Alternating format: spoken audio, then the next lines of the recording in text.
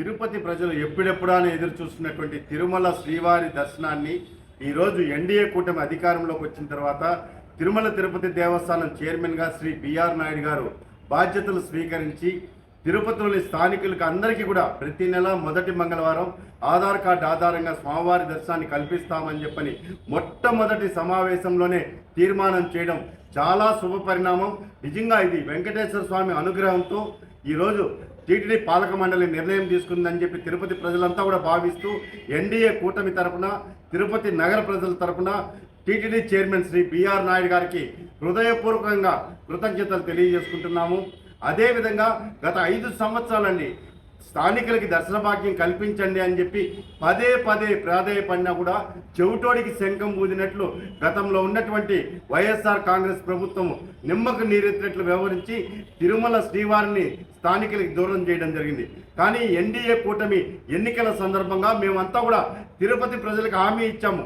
మేము పదే చెప్పాము, అయ్యా ఎన్డీఏ కూటమి అభ్యర్థి గెలిచిన వెంటనే తిరుమల శ్రీవారి దర్శనానికి స్థానికులకి అవకాశం కల్పిస్తామని ఇచ్చిన మాట ప్రకారం ఈరోజు తీర్మానం చేయడం నిజంగా దైవానుగ్రహంగా భావిస్తున్నాం, మనస్ఫూర్తిగా స్వాగతిస్తున్నాము.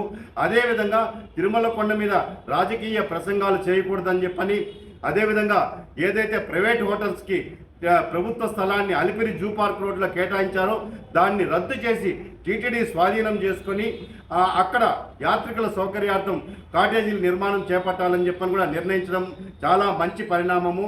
ముఖ్యంగా శ్రీవాణి ట్రస్ట్, శ్రీ వెంకటేశ్వర ఆలయ నిర్మాణం ట్రస్ట్ పేరుతో ఈరోజు ఎన్ని కోట్ల రూపాయలు వచ్చింది, దాన్ని ప్రైవేట్ బ్యాంకుల్లో డిపాజిట్లు చేయడాన్ని కూడా మేము వ్యతిరేకించాము.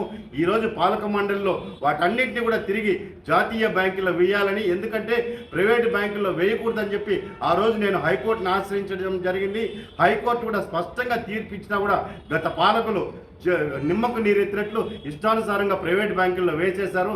ఇప్పుడు తిరిగి జాతీయ బ్యాంకుల్లో దాన్ని డిపాజిట్లు చేయడం చాలా శుభ పరిణామం. ఈరోజు టీటీడీ పాలక మండలి అనేక నిర్ణయాలు సామాన్య భక్తులకి అతి త్వరితగతిన శ్రీవారి దర్శనం కల్పిస్తామని చెప్పి కూడా తీర్మానం చేయడం జరిగింది. ఇది చాలా శుభ పరిణామంగా భావిస్తూ తిరుపతి ప్రజల తరపున, సామాన్య భక్తుల తరపున TTD chairman Shri BR Naidu గారికి మనస్ఫూర్తిగా కృతజ్ఞతలు, అభినందనలు తెలియజేసుకుంటున్నానండి.